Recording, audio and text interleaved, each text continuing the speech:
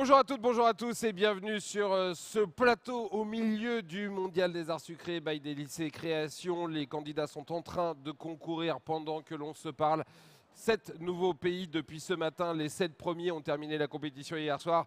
7 nouveaux pays donc vont concourir jusqu'à demain soir avant la grande remise des prix qui aura lieu aux alentours de 16h30, 17h. Demain, là, on est sur le plateau du talk du Mondial des Arts Sucrés. Pendant 45 minutes, pendant tous les 4 jours de concours, on vous parle de l'environnement du métier de la boulangerie et de la pâtisserie. On a parlé des nouvelles tendances vendredi, de la démocratisation de la pâtisserie aujourd'hui. Et aujourd'hui, on va voir que la filière boulangerie-pâtisserie, c'est aussi un vivier d'emploi. Il y a du travail dans ce fantastique milieu. Il y a aussi des difficultés de recrutement, des difficultés un peu comme partout, un peu comme dans tous les secteurs. Alors comment on rend ce métier encore plus attractif? Est-ce que le métier peut et doit évoluer pour attirer les jeunes talents, le tout dans un contexte qui est assez compliqué pour justement attirer ces jeunes talents? On va parler de tout cela aujourd'hui avec Dominique Enract. Bonjour. Bonjour. Vous êtes le président de la Confédération des boulangers pâtissiers et vous êtes le premier vice-président de la MAPA, qui est la mutuelle d'assurance des artisans. On est également avec Laurent Le Daniel. Bonjour. Bonjour. Alors vous êtes président de la Confédération des pâtissiers, chocolatiers, confiseurs, glaciers et traiteurs. J'ai tout ça. dit. Tout dit. Ça fait une grande carte de visite. Oui. On est également avec Grégoire Guillemin. Bonjour Grégoire. Bonjour. Vous êtes directeur de la branche délices et créations du groupe Pomona. Vous êtes administrateur du cercle d'études de la boulangerie-pâtisserie et vous êtes l'organisateur de ce mondial des arts sucrés. Et puis on est avec Hakim Bouada. Bonjour. Vous dirigez des boulangeries-pâtisseries qui s'appellent La Marquise. La plus grande, elle est à Chevilly-la-Rue. Il y en a d'autres à l'étranger. Vous avez combien de boutiques aujourd'hui? 6. 6. Parlez bien près du micro et ce Six. sera super. Alors, aujourd'hui, compliqué de recruter, c'est ce qu'on va voir. Dominique Enract, pour qu'on ait une idée du vivier d'emploi que constitue la boulangerie-pâtisserie, est-ce que vous avez un ordre d'idée des postes qui sont aujourd'hui disponibles dans le secteur? Alors écoutez, on sait qu'aujourd'hui, on a 21 000 postes à pourvoir en boulangerie-pâtisserie. 21 000 La postes. boulangerie, la pâtisserie et le côté vente. 21 000 postes à pourvoir aujourd'hui et qui restent assez stables finalement. Avec des difficultés de recrutement assez notables, c'est ce que vous disent les boulangers pâtissiers qui font partie de la Confédération? Tout à fait. Là aujourd'hui, on a les 3 problèmes d'énergie, de matières premières, mais c'est aussi l'emploi qui est vraiment un des... Là, on a besoin de personnel qualifié. Alors pourtant, on fait 29 000 apprentis tous les ans, ce qui est quand même assez impressionnant. Et 21 000 postes à pourvoir par rapport aux 130 000 postes qui sont déjà pourvus, quelque part, ce n'est pas énorme. Mais on a vraiment besoin dans ce métier de jeunes qualifiés et qui puissent prendre tous ces postes. Laurent Le Daniel, 21 000 postes à pourvoir, on dit que c'est tout le temps stable. Ça veut dire quoi? Ça veut dire que il y a pourtant, d'après ce que j'ai compris, il y a les boutiques de boulangerie-pâtisserie, il y en a de moins en moins. Et ça veut dire quoi? Ça veut dire qu'il y a un gros turnover, qu'il y a des gens qui quittent le métier, qu'il y a des gens qui partent à la retraite et qu'on a besoin de jeunes et qu'on a du mal à les trouver? Alors je dirais pas qu'il y en a de moins en moins parce qu'on a vu notamment ces 2-3 dernières années des créations de pâtisseries et ça fait plaisir. Il est vrai aussi que, alors plus spécifiquement pour la pâtisserie, on s'aperçoit que les structures deviennent de plus en plus grosses aussi. Les toutes petites boutiques ont tendance plutôt effectivement soit à disparaître, soit à grandir. Et on retrouve maintenant des entreprises, c'est pas rare de voir une pâtisserie avec 20, 25 ou plus salariés. Donc ça évolue. En pâtisserie, comme en boulangerie, hein, on forme aussi beaucoup d'apprentis. Si on cumule un petit peu toutes les formations, on est à peu près à 15 000 apprentis tous les ans qui passent un examen. Et pour autant, si le chiffre est bon, on manque aussi d'environ 10 000 pâtissiers dans le giron de la pâtisserie en France. Vous manquez de 10 000, vous manquez de 21 000, vous formez 45 000 personnes par an, 45 000 apprentis par an. Avant de donner la parole à Hakim et à Grégoire, je discutais avec un des chefs qui est ici au Mondial des Arts Sucrés et qui me disait « Je ne comprends pas, les centres d'apprentissage sont pleins, les écoles de pâtisserie sont pleines. Ferrandi, c'est plein. Toutes les écoles hôtelières sont pleines. Il y a des gens qui sortent avec des diplômes, des jeunes qui sortent avec les diplômes et on les retrouve jamais dans nos labos. Comment ça se fait? Alors il y a plusieurs choses qui se passent. C'est que déjà par rapport, dans le temps, c'était 2 ans de formation. Maintenant, ils font des BP, des BTM, des BM, enfin ils vont beaucoup plus loin. C'est-à-dire qu'ils passent plus longtemps dans les écoles en formation, ce qui est bien puisqu'ils montent en compétences. La deuxième chose, c'est que tous ces jeunes partent en restauration, dans les hôtels. Ils partent aussi à l'étranger. Tout jeune a envie de, quand vous leur demandez, ah moi je vais partir en Australie, je vais partir aux États-Unis. Ce qui est bien aussi parce que ça forme la jeunesse. Par contre, il faut qu'ils reviennent après. Et puis aussi, malheureusement, il y a on voit en première année, souvent il y a 25% de jeunes qui finalement changent de section. Alors c'est dans tous les métiers, ce qui fait que ça s'équilibre, mais quand même, il y a des gens qui finalement, après une année, changent, veulent plus faire ce métier. Hakim, vous cherchez vous aujourd'hui à recruter, vous avez du mal, c'est compliqué ou Oui, c'est assez compliqué aujourd'hui parce qu'il y a plusieurs facteurs qui se sont mis en cause, notamment forcément la pénibilité de l'emploi. Donc aujourd'hui, un jeune qui rentre en apprentissage à 16 ans, qui va commencer à 6 heures le matin, c'est un peu délicat, surtout au vu de ce qu'il peut voir sur son iPhone le soir en rentrant. Forcément, ce n'est pas souvent extrêmement bien payé pour le début. Ce qui se passe, c'est que finalement, les jeunes, aujourd'hui, ils manquent de visibilité et ils ne se rendent pas compte des portes que ça peut leur ouvrir. Aujourd'hui, moi, je suis l'un des meilleurs exemples. J'ai commencé à 16 ans et j'ai eu la chance d'ouvrir des boutiques en Chine, de bosser à New York, de bosser à Londres. Et il y a très peu de métiers qui auraient pu amener à ça. Donc, je pense que déjà, il y a un manque d'information. Il y a aussi un manque de visibilité et il y a aussi beaucoup d'intox sur les réseaux et sur ce qu'est le métier de boulangerie aujourd'hui. c'est quoi l'intox? L'intox, c'est, on a une image de la boulangerie qui finalement voudrait qu'on ferait entre copains 4-5 gâteaux qui sont super bien finis. Mais finalement, quand ils arrivent en entreprise, on a la problématique du rendement qui fait qu'on demande des cadences assez soutenues. Parce que, comme vous le savez tous, par rapport aux effets de C'est ça, charge... on passe pas 1 heure à faire un gâteau. Non, on passe pas, non, et heureusement pour nous, parce que sinon, on irait Vous pas loin. mettriez tous la clé sur la porte. Donc sous la porte. il y a cette surprise-là généralement qui arrive. Moi, il m'est arrivé d'avoir des gens qui ont fait des CAP, donc auto-école, donc pas de formation mixte entreprise-école, qui a été surpris dans l'entreprise qu'on demande de faire 500-600 baguettes. Alors, c'est pas pour charger les salariés, c'est parce qu'on a besoin d'un seuil de rentabilité et on ne peut pas aller en dessous, sinon l'entreprise n'est pas viable. Donc c'est un peu le problème que je reproche un peu aux émissions qu'on voit aujourd'hui qui finalement fausseraient ce qu'est le métier de pâtissier. Alors ça marche bien quand on est en restauration, effectivement on a plus de temps, mais dans l'artisanat pur et dur, c'est des lignes de production puis on n'a pas le temps. Grégoire Guillemin, il y a la réalité du métier et Hakim l'a décrit parfaitement bien, mais il y a un truc qui est très intéressant et dans l'exemple d'Hakim et dans ce que racontait Dominique, c'est que finalement ce métier, c'est un formidable ascenseur social et j'allais dire c'est encore l'un des rares ascenseurs sociaux en France parce que malheureusement on sait que l'ascenseur social il est un peu en panne dans notre pays. Or là, on a l'exemple avec Hakim, on entend ce que nous dit Dominique, on peut être boulanger, pâtissier, avoir fait une formation et aller vivre à l'étranger, partir à l'étranger, vivre des expériences extraordinaires. Exactement, il y a quelque chose dont je suis vraiment convaincu. Il faut juste pousser un peu le micro, voilà, comme Par ça. ici, voilà, comme ça. c'est super. Non, effectivement, Jérôme, je suis intimement convaincu qu'en fait, c'est des métiers à haute valeur ajoutée sociale. On est sur des métiers qui sont des métiers de proximité, qui sont ancrés dans les territoires, c'est des métiers qui sont non délocalisables. C'est des métiers où on peut démarrer jeune apprenti et effectivement, comme le disait Hakim, vivre des expériences incroyables à l'international, mais ensuite, progressivement, pourquoi pas devenir chef d'entreprise. On apprend en fait après, à travers ce métier-là, à diriger une TPE, voire une PME en fait par la suite.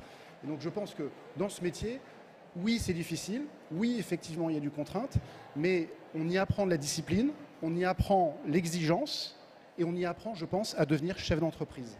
Et ça a une grande valeur pour nous.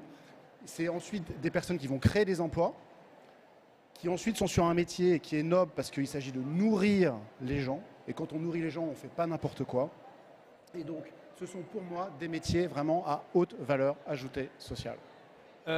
Dominique, Laurent, dans ce que dit Hakim, ils disent les jeunes, ils arrivent parce qu'ils voient aujourd'hui la pâtisserie, c'est devenu médiatique, il y a des émissions, il y a des concours comme ici qui sont des concours d'excellence où les candidats passent 20 heures pour fabriquer des choses qui sont extrêmement minutieuses. Et puis, il y a la réalité du métier.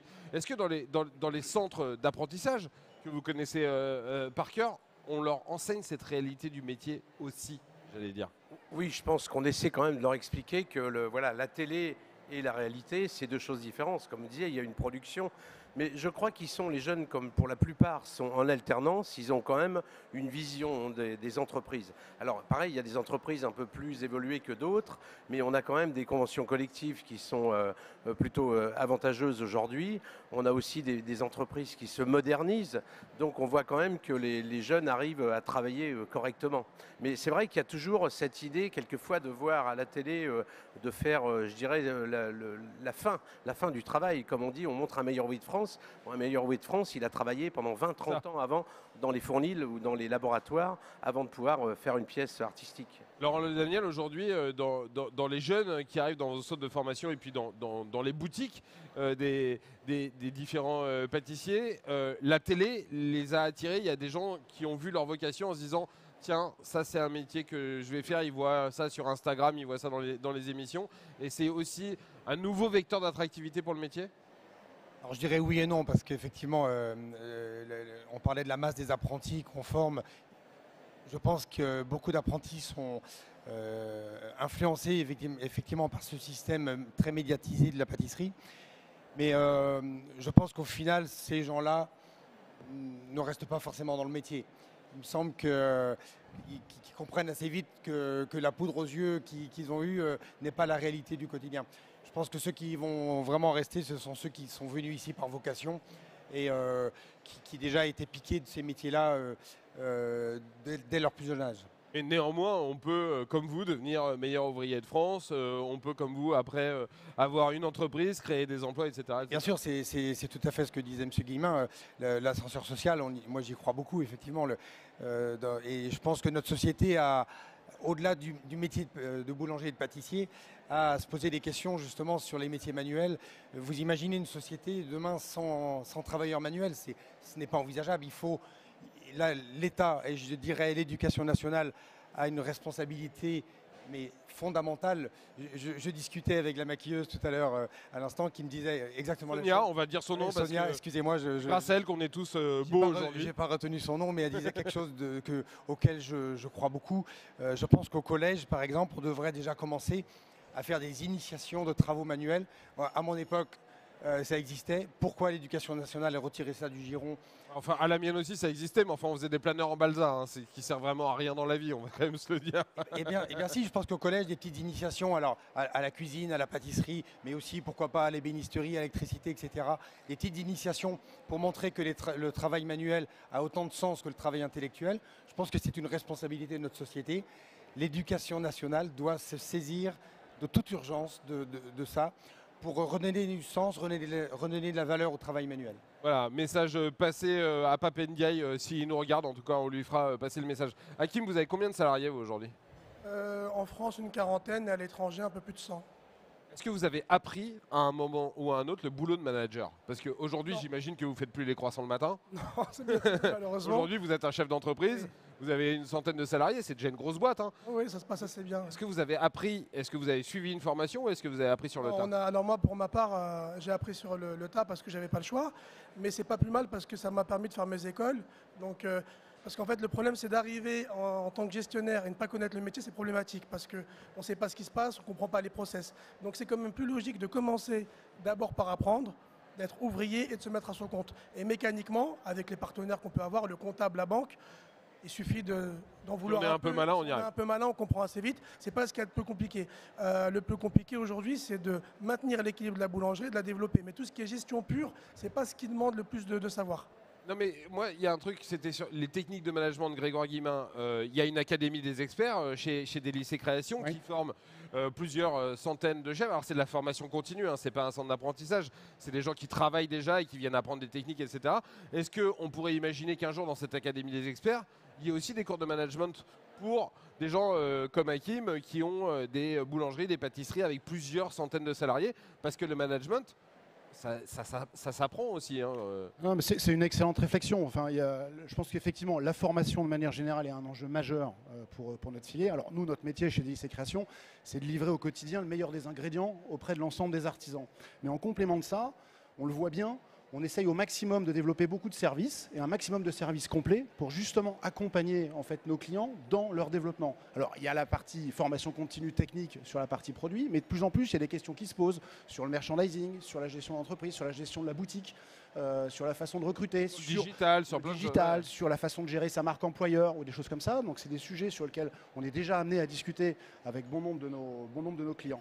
Mais en complément de ça, et au-delà de ce que peut faire Délices et Créations, moi je voudrais attirer l'attention sur une actualité. Récemment, il y a eu une très bonne initiative qui a été prise, qui était de développer en fait ce qu'on appelle avec Pôle emploi des viviers emploi, pour permettre en fait à des jeunes, avec une formation assez courte, d'intégrer des filières qui sont aujourd'hui sous tension. Et dans ces filières aujourd'hui, étonnamment, il n'y a pas encore la boulangerie-pâtisserie. Vous avez fait quoi, Daniel? Il y a bien évidemment, donc il y a l'hôtellerie-restauration, il y a les métiers de la logistique, il y a les métiers du social, et c'est important et ils méritent effectivement qu'on s'y intéresse. Mais moi je pense qu'il faudrait qu'il y ait les métiers absolument de la BVP. Mais est-ce que c'est possible d'avoir des formations extrêmement courtes pour les métiers que vous faites? Bah écoutez, on a déjà des formations assez courtes, notamment pour les reconversions. On parlait tout à l'heure du métier. Regardez, les reconversions, ce sont des gens qui regardent dans le métier presque plus intéressés que des jeunes, puisqu'ils ont une expertise déjà de la vie et ils vont se former sur des délais de... Ils font un CAP en 6 mois, 7 mois. Donc ça, ce sont des filières courtes. Ensuite, on a fait, dans le cadre de la baguette à l'UNESCO, un CCP boulanger, certificat de compétences professionnelles, qui est un diplôme qui est moins fort que le CAP, qui va permettre à des gens, par exemple des publics sortis de l'école scolaire ou des migrants, par exemple, sur lesquels on va leur apprendre déjà la langue, apprendre à socialiser, à pouvoir habiter, se loger, etc. Et après, ils commencent par exemple juste la cuisson l'après-midi, et ensuite ils vont monter en compétences pour faire un CAP. Donc on a déjà des formations comme ça sur les métiers en tension. Exactement. Financé par l'État? Ces formations sont financées par l'État? Ah bah oui, un CCP tourier, boulanger, ça sera financé par l'État, bien sûr. Si vous voulez savoir, vous voyez après, Non, en il fait, va vous donner parce tous les que, tips. la chose qu'on vit régulièrement, nous, c'est qu'on a des gens qui veulent se reconvertir sans passer par l'école. Et ils demandent pour aller vite de passer dans nos ateliers ou dans nos laboratoires. Nous, chose qu'on est enclin à faire sans aucun problème, la seule difficulté qu'on rencontre, c'est le financement. Parce qu'il faut les financer, ces gens-là, ils ne sont pas rentables pendant 4-5 mois. C'est ce qu'il faut compter pour au moins un pâtissier puisse commencer à être autonome sur certains postes. Et nous, notre manière d'ailleurs d'embaucher aujourd'hui, c'est quasiment celle-là. Ça veut dire qu'on prend des gens issus d'un métier qui veut se reconvertir en boulangerie-pâtisserie, on le forme. Donc nous, on a la chance d'avoir les bases et les reins assez solides pour le financer, mais ce n'est pas le cas des petites PME puis des chefs d'entreprise qui ont 2-3 salariés. Donc la question que je me pose aujourd'hui, c'est est-ce que l'État ne pourrait pas aujourd'hui intervenir en disant voilà, vous avez un budget annuel, bon, on utopise les choses et puis on se permet de rêver un peu, on a dit que c'était cool. Donc est-ce que l'État ne pourrait pas aujourd'hui reverser peut-être une partie des CPF ou autres aux patrons en échange de former en entreprise des gens qui veulent se reconvertir? Ça permettrait d'avoir des salariés rapidement formés et surtout des salariés bien formés. Bah voilà, il y a des idées. C'est un vrai sujet. Alors le Daniel, vous êtes prêt à aller porter ces idées-là auprès de vos interlocuteurs Oui, ça, au sein des pouvoirs publics? On ne se connaît pas, mais ça a beaucoup de sens. Et effectivement, je pense qu'il faut creuser les choses. On est à la Confédération de la pâtisserie, on est aussi très très engagé dans la formation. Et je dirais aussi que la profession doit se remettre en question aussi, hein, sans arrêt, parce qu'aujourd'hui tout va beaucoup plus vite.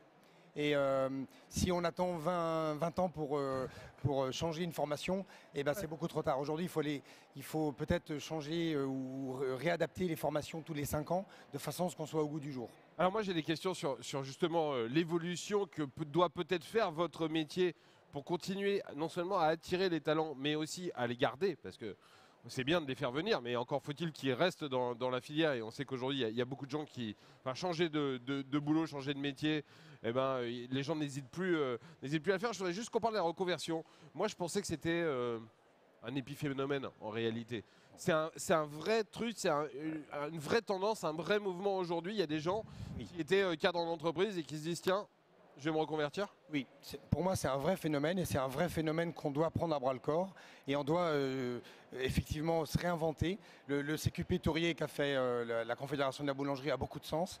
Je pense que nous en pâtisserie on doit aussi y penser, peut-être un CQP pâtissier, parce qu'aujourd'hui ça n'existe pas, donc ça fait partie des choses auxquelles on réfléchit, pour justement que des gens en reconversion d'un certain âge, peu importe, ne soient pas obligés de passer par un système scolaire qui ne leur convient pas, qui ne conviendra pas non plus à l'entreprise, mais qu'on puisse les adapter, les faire rentrer dans nos entreprises et être formé sur le tas, moi ça me plaît beaucoup aussi, hein. Il y a un vrai levier là, je pense, parce qu'aujourd'hui, je pense que il est difficile d'imaginer, je pense, dans notre société, pourtant moi je l'ai fait, hein, mais je n'ai pas encore fini ma carrière, mais de travailler tout au long d'une carrière sur le même métier. Alors, c'est pas tout à fait vrai parce que j'ai d'abord été on a un peu le même parcours parce que j'ai aussi une entreprise.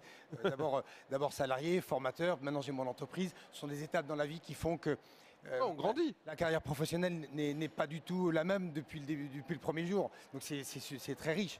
Mais aujourd'hui, c'est vrai que un pâtissier ou un boulanger peut-être s'imagine pas rester dans la même entreprise et faire le même métier pendant 42, 45 ans. Je ne sais pas ce qui sera décidé dans les mois prochains. Dominique, la reconversion pour les boulangers, c'est un vrai phénomène aussi, sachant que des gens qui se reconvertissent, c'est des gens généralement qui ont déjà travaillé 5, 10, 15, peut-être 20 ans. Est-ce que quand ils arrivent, ils ont conscience de la réalité du métier? Ces gens en reconversion, ils sont vraiment motivés en se disant « Ok, moi je vais me lever tôt, je vais faire du pain, etc. » avec une autre vision, avec une vision peut-être plus de passionnés, une vraie conscience des difficultés du métier. Donc là, eux, au moins, on est sûr qu'ils restent dans la filière? Ouais, tout à fait, parce que là, une reconversion, on peut imaginer que c'est vraiment une véritable volonté. Vous savez, ça a longtemps été dans les métiers manuels où des gens arrivaient parce qu'ils étaient en échec scolaire. C'est même encore le cas. On leur dit, écoutez, prenez un métier, ils arrivent parfois. Alors parfois, ils se font une passion. Quelqu'un qui a une reconversion, alors j'ai vu, moi j'ai fait une classe complète en formation de comment, il y avait des architectes, il y avait des écoles de commerce, il y avait tout. C'est vraiment des gens qui, à un moment donné, dans leur vie, alors ils ont souvent un petit souvenir dans une boulangerie, une odeur ou un produit qui va les ramener là-dedans. Et ce qui fait qu'ils sont, alors ils ont souvent, au niveau culture générale, c'est bon, ils sont prêts, et ils se mettent dans ce métier et ils réussissent plutôt pas mal parce qu'ils ont seulement la pratique, la technique théorique, l'hygiène, etc. à mettre, mais ils sont vraiment, alors ça leur fait un peu drôle au début parce que les horaires ne sont pas les mêmes, et aussi il faut apprendre tous ces commerces de proximité avec lesquels on vit avec les gens tous les jours. Vous avez des gens dans votre magasin, donc ça leur fait vraiment quelque chose de particulier. Mais ce qui les intéresse souvent quand on leur pose la question, c'est qu'à un moment donné dans leur vie, ils vont faire un produit du début jusqu'à la fin. Ils prennent des matières premières, ils sortent un produit, ils sont en lien avec les gens du quartier tous les jours, et souvent ils sont éreintés, fatigués, mais contents. Voilà, c'est un boulot difficile, mais qu'on est heureux de faire. Grégoire Guillemin, tout à l'heure je disais, c'est bien de recruter des gens, encore faut-il les garder. Je voudrais que vous preniez votre casquette de manager, parce que vous êtes un manager d'entreprise, vous gérez une grosse boîte au quotidien. C'est quoi les ficelles que vous mettez au quotidien dans votre entreprise pour fidéliser, garder les collaborateurs? Parce que finalement, c'est aussi compliqué. Enfin, le plus dur, c'est de les garder, c'est pas tellement les recruter, j'allais dire. Alors, je pense qu'il y a quelque chose qui s'est considérablement accéléré ces dernières années, c'est que les jeunes veulent du sens dans leur travail. Ils veulent comprendre pourquoi ils travaillent, à quoi ça sert, quelle est la mission en fait de l'entreprise et comment tout ça s'inscrit dans des enjeux sociétaux. Bien évidemment qu'il faut être correctement payé, bien évidemment qu'il faut avoir un développement des compétences, il faut être capable d'apporter de la formation continue, il faut être capable également d'avoir des conditions de travail qui évoluent le mieux possible. Et donc là-dessus, dans tous nos métiers, je pense qu'on a tous conscience de ça et on travaille tous en fait dans ce sens-là. Mais ce qui est important aussi, c'est d'amener du sens et de voir comment l'entreprise dans laquelle on travaille est en permanence en train d'évoluer. Je pense qu'aujourd'hui, quelqu'un qui quitte une entreprise est aussi souvent une personne qui se dit « l'entreprise n'évolue pas assez vite pour préparer l'avenir et donc je ne m'y projette pas ». Et donc c'est notre capacité en fait à conduire le changement, à conduire les transformations, à inscrire l'évolution de l'entreprise pour l'avenir qui fait qu'en fait on va motiver et on va garder en fait l'ensemble de nos équipes qui vont s'attribuer cette mission et qui vont construire en fait cet avenir. Hakim, vous qui avez appris sur le tas tout ça, là, tous ces nouveaux métiers, que ce soit la gestion ou le management, est-ce que quand il y a des gens, des jeunes qui arrivent dans votre, dans votre entreprise, vous leur dites, bah voilà, si tout va bien, tu vas commencer là, et puis au bout de tant de temps, tu pourras faire ça. Est-ce que vous leur dressez déjà une espèce de parcours type de l'évolution professionnelle qu'ils pourraient avoir? Déjà, on commence surtout par parler de... Parce qu'en fait, il y a un facteur qui est arrivé ces dernières années. Avant, on travaillait tous pour un niveau de vie. Ça veut dire qu'avant, celui-là qui faisait pâtissier, boulanger ou autre métier, il se disait, voilà, je veux gagner tant, je veux avoir ma maison. Aujourd'hui, c'est totalement différent. Les jeunes qu'on reçoit en entretien, ils nous parlent de qualité de vie. Donc d'abord, on leur explique qu'il y a un cadre, qu'ils travailleront leurs 39 heures ou 42 heures maximum, qu'ils auront leurs 2 jours de repos. Ça, c'est la première chose à expliquer à la personne en face de soi. La deuxième chose, c'est bien sûr lui donner de la perspective. Lui expliquer qu'aujourd'hui, il commence pâtissier, demain, il sera chef pâtissier, et puis demain, pourquoi pas, partenaire dans un magasin. Tout à fait possible. Et aussi, il y a une chose qu'il ne faut pas délaisser et négliger, c'est l'actualité. C'est-à-dire que nous, par exemple, dans nos magasins, là, c'est Halloween, tout est décoré Halloween. On fait des pâtisseries Halloween. Demain, c'est Noël, on fera Noël, et ainsi de suite. Parce que ce qu'il y a, c'est que les gens s'ennuient. Il faut que les labos soient animés, dynamiques, et surtout qu'ils suivent la tendance, pour ne pas créer une espèce de lourdeur, la routine qui ferait que finalement on va au boulot reculons. Donc nous, c'est un des leviers qu'on a levé pour animer un peu la boutique. On fait aussi des fois des sorties ensemble, des jeux en extérieur, ça peut être du paintball, juste pour créer une cohésion. Et en plus de ça, on s'aperçoit que sur le coup, c'est vrai que c'est un coût financier, mais que finalement on est arrivé à un stade en travaillant comme ça où quand un des collaborateurs est absent, ils se remplacent entre eux. Donc cette cohésion est là. Mais donc voilà, donc il faut surtout instaurer un esprit d'entreprise. Si on veut que les ouvriers restent et durent. On voit que ce qu'on enseigne dans les écoles de management, en fait, c'est plein de bon sens et que Hakim, il l'applique au pied de la lettre. Sans y être allé. Sans y être allé. Mais parfois, c'est pas plus mal. Dominique, Laurent, il y a ce que sont en train de faire les candidats là, et c'est très dur, hein. Ils bossent pendant 20 heures, deux fois 10 heures en 2 jours. Physiquement, c'est extrêmement éprouvant. Tout à l'heure, je recevais à vos places l'équipe de France qui me disait on était comme des machines de guerre, mais le corps va le payer. Vous faites des métiers qui sont physiquement difficiles, évidemment qui apportent beaucoup de satisfaction et parce qu'on apporte du plaisir à des gens. Mais est-ce que ces métiers, ils doivent aussi évoluer justement pour mieux correspondre aux attentes et aux envies des jeunes qui rentrent dans vos métiers aujourd'hui? Les restaurants, par exemple, ils commencent à fermer le week-end. Ils commencent à donner un jour de congé de plus. Alors je sais que c'est compliqué, hein, comptablement, etc. Mais est-ce que c'est des choses auxquelles vous réfléchissez, vous, Dominique? Oui, tout à fait. Bon, il faut savoir quand même que ce sont des métiers durs, mais quand on regarde, et moi je vois les chiffres donnés par notre AG2R et le régime qu'on a de santé, en fait, ce sont des gens qui sont en bonne santé. Pourquoi? Parce qu'ils sont physiques. Ils ont quand même une vie saine, et moi, c'est les chiffres qui le donnent, hein. Ce sont des gens qui ne sont pas si usés, finalement, qui sont toujours en activité. Alors, effectivement, on essaie quand même d'avoir des métiers déjà attractifs pour avoir du monde. Mais vous savez, par exemple, on a demandé, ça fait 5 ans que je demande, j'avais été reçu par le ministre de l'Éducation, là, je vais encore redemander, d'avoir une mention au niveau du CAP. Vous savez que le CAP, le meilleur et le plus mauvais va avoir le même CAP. C'est pas normal. Un bac, vous avez une mention, si l'élève est bon, en plus ça motive, parce qu'il va dire, les parents vont dire tu es fait pour ça, etc. Je pense que déjà pour l'apprentissage, il faut mettre une mention au CAP. Ensuite, il y a les conditions de travail qui se sont quand même beaucoup améliorées. Vous savez, dans le temps, on parlait des mutuelles dans les grandes boîtes, Air France, etc. Aujourd'hui, dans nos métiers, on a la même chose. Donc ça, on a aussi avec la MAPA, AG2R et entre autres comment dirais-je, tout ce qu'on a pu mettre avec notre régime de retraite qui sont bien meilleurs qu'on peut avoir dans l'industriel. Donc il y a quand même des conditions qui sont améliorées. Moi aujourd'hui, j'ai 16 ans. Vous me dites, tu auras une super retraite. Sincèrement, c'est pas ça qui me motive à rentrer dans un job. Tout à fait, je suis d'accord avec vous, mais quand même, les gens parlaient un peu d'une manière générale avant le côté fonctionnaire, etc. Aujourd'hui, on sait que dans nos métiers, ça devient correct. Et là, il faut quand même qu'on change aussi d'avoir une idée neuve, parce que dans nos métiers, c'est plus les livres de Bernard Clavel de dans le temps. C'est-à-dire, c'est plus de l'esclavage. Les gens travaillent et on les voit, les jeunes. D'ailleurs, une des preuves, c'est que le métier s'est beaucoup féminisé. Aujourd'hui, on a plus de filles en pâtisserie que d'hommes. Et en boulangerie, maintenant, on a 30% de boulangères. Donc ça veut dire que le métier, quand même, maintenant, il faut qu'on passe le message aussi aux parents et à l'éducation nationale. La boulangère n'est plus la femme du boulanger qui tient le magasin, mais bien quelqu'un qui travaille la matière. Qui fabrique les 30% de femmes dont je parle, sont des femmes qui sont au fournil, c'est-à-dire qui fabriquent. Donc ça veut dire quand même que voilà, c'est plus le bagne. Laurent, Hakim disait les jeunes ils s'ennuient, il faut de l'innovation, il faut voilà, ça aussi c'est un des facteurs pour réussir à conserver les talents, de leur dire voilà, nous on n'est pas un métier où on fait simplement des choses qui existent depuis la nuit des temps, des croissants, des pains au chocolat, des tartes aux pommes et des gâteaux. On innove en permanence, on va chercher des nouvelles techniques, voilà, et vous allez apprendre de nouvelles choses et vous-même vous allez pouvoir créer comme tous les gens qui sont ici au Mondial des Arts Sucrés. Bien entendu, on a un métier fabuleux, hein. Je vais parler plus spécifiquement de la pâtisserie qui est jalonnée de fêtes dans l'année, vous les connaissez toutes, et qui sont des occasions justement d'être très créatifs. Et je pense qu'effectivement la créativité, c'est ce qui doit animer un artisan. La routine, je suis complètement d'accord. Alors, elle est nécessaire des fois parce qu'il y a quand même des produits qui sont redondants et qu'on va vendre tout au long de l'année. Mais quand à Pâques, on va faire un gâteau ou une pièce en chocolat particulière, effectivement, il y a tout cet aspect créatif qui fait vibrer les jeunes. Et nous, ce qu'on a fait dans l'entreprise, justement, c'est que avant, c'est un peu moi qui décidais ça tout seul. Et depuis quelques années, on se met autour de la table, et pas seulement les pâtissiers, les chocolatiers, mais aussi le personnel de vente. Et on crée ensemble, en fait. Et ça rend le personnel acteur, en fait, de la créativité. Ça les valorise.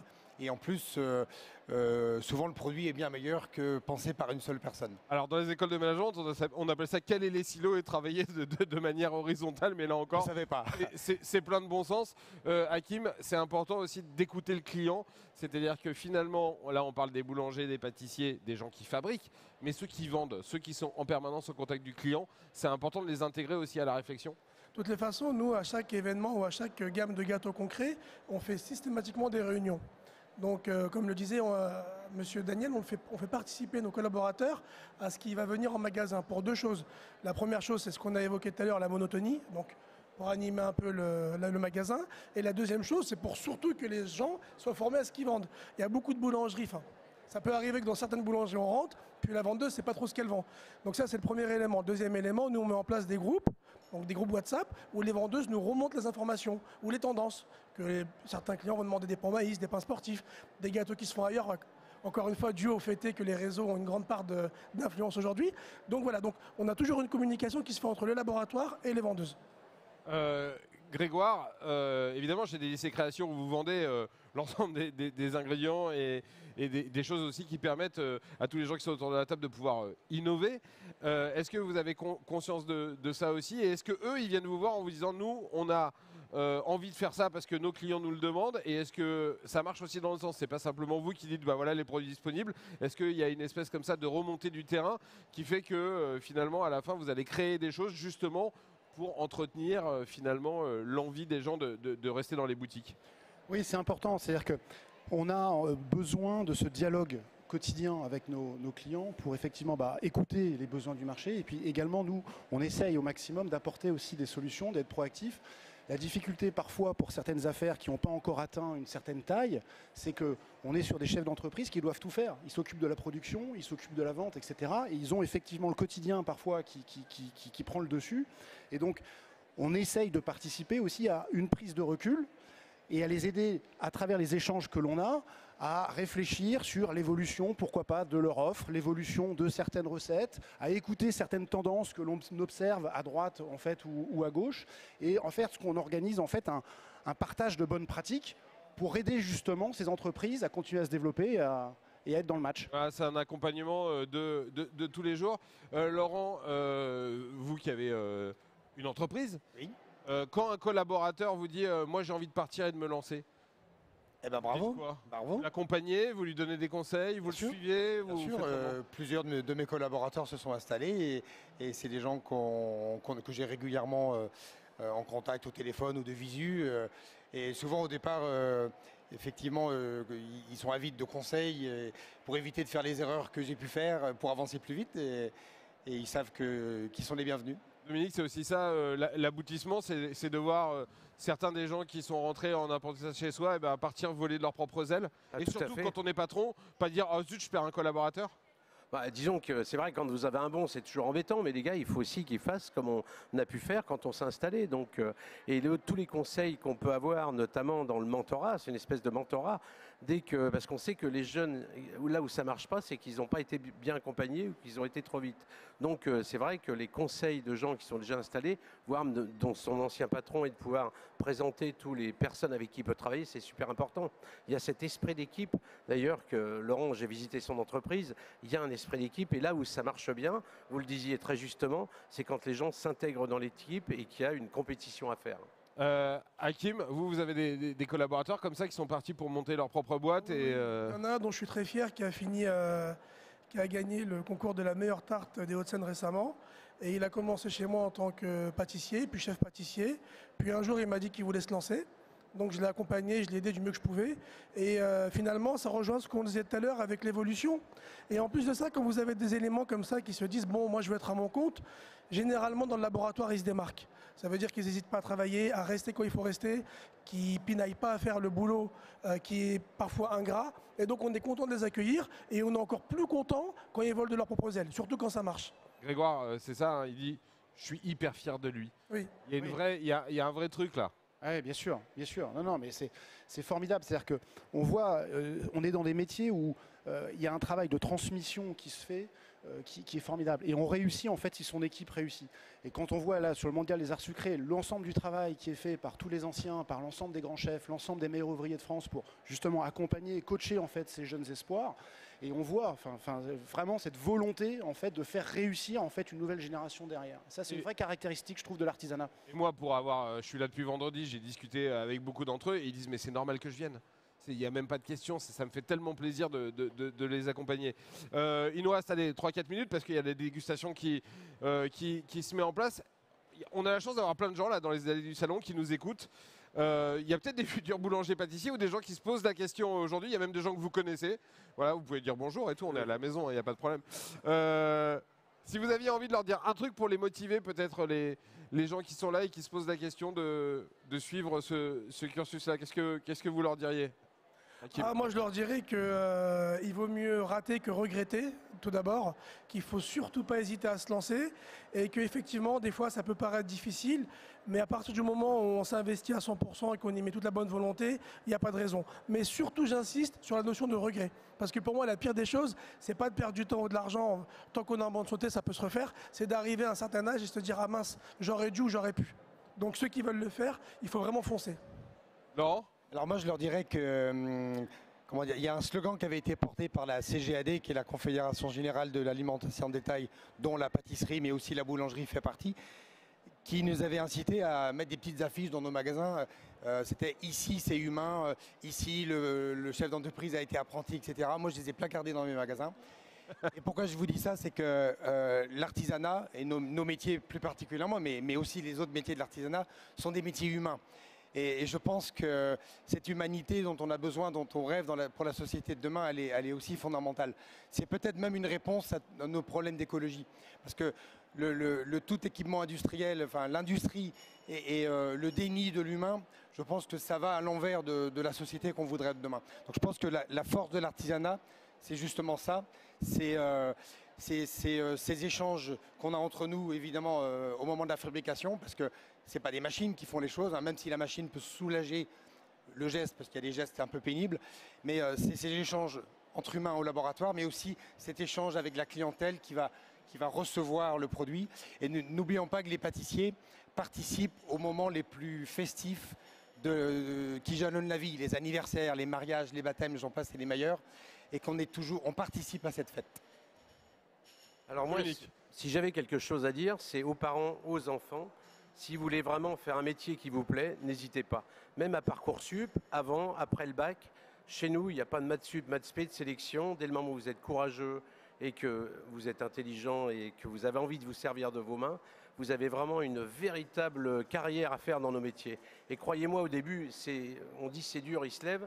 Après, les jeunes se lèvent de bonne heure, finissent tard, ils sentent même plus ça devient une passion. Et je vous garantis qu'il y a quoi faire dans nos métiers. Grégoire, pour terminer, c'est à ça que ça sert aussi le Mondial des Arts Sucrés, c'est à montrer que c'est un métier passionnant, avec des gens passionnés, qui travaillent dur. Ça fait 1 an qu'ils préparent le concours, hein, tous les candidats qui sont là. Et qu'en plus, ça a dépassé les simples frontières de notre grand et beau pays, la France. Là, il y a 14 pays représentés. C'est aussi à ça que ça sert, c'est aussi pour ça que vous êtes contents et fiers d'organiser cette belle compétition. Tout à fait. On est un maillon tous indispensable en fait, du développement de la gastronomie à la française, en France et à l'international. On est sur des métiers qui sont des métiers à haute valeur ajoutée sociale et humaine, effectivement, et ça c'est passionnant. Et j'invite véritablement l'ensemble aujourd'hui des intervenants des pouvoirs publics à continuer en fait à enrichir en fait nos métiers, à appuyer nos métiers. Donc Monsieur le ministre du Travail, Olivier Dussopt, Madame Olivia Grégoire, ministre des PME, du commerce et de l'artisanat, Carole Grandjean, ministre déléguée à la formation, à l'éducation professionnelle, venez voir nos entreprises. Venez voir nos entreprises, venez rencontrer en fait ces dirigeants. Mettez encore la lumière et les moyens pour développer l'apprentissage et l'intégration de ces nouvelles générations. L'avenir est entre nos mains. Voilà. Et puis on peut peut-être leur dire faites simple et efficace aussi, parce que parfois c'est beaucoup mieux comme ça. Merci beaucoup à tous les quatre. Merci Grégoire, merci Hakim, merci Laurent, merci Dominique. Voilà, c'est un très grand et beau métier et tous ceux qui sont là le montrent et le prouvent au quotidien. Franchement, ça vaut le coup de le tenter. J'espère que vous allez trouver de quoi remplir vos laboratoires avec des jeunes qui seront très heureux d'être là. Merci en tout cas d'avoir été sur ce plateau en ce dimanche midi. Le talk c'est terminé. On se retrouve à 17 h pour le débrief de ce 3e jour de compétition. Je vois Didier là-bas qui me regarde comme ça. Didier, c'est l'heure. Ben viens. Voilà. Viens ici, voilà. C'est simplement l'heure. On va faire ce qu'on appelle un passage d'antenne dans le métier. Donc voilà. Donc Didier, maintenant, la dégustation, c'est dans un quart d'heure. Donc, prends le micro. Oui, qu'est-ce que tu veux savoir ? Eh bien rien, c'est à toi. Eh bien dans 15 minutes, effectivement, nous aurons les premières dégustations des desserts à l'assiette. Voilà, le talk c'est fini. Didier, sur le Mondial des Arts Sucrés. À tout à l'heure, 17 h. Merci Jérôme, merci à tous les invités. Vous avez très bien parlé.